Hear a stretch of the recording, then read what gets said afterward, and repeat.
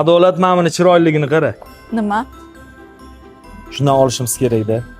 Siz bunaqa sovg'a oladigan bo'lsangiz, bilasizmi, qanaqa qimmatga tushib ketamiz? 3 ta bolamiz bor, sizni jiyanlaringiz bor, opangizning o'g'li bor, meni jiyanlarim bor.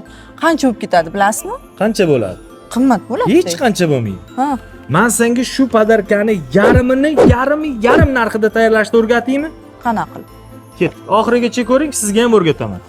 Narxlarni ko'ryapsanmi? Voy, shunaqa arzonmi? Endi qara, agar sizga donalik kerak bo'lsa, Makroga kelasiz, bitta xarid qilasiz, bittasi tekin.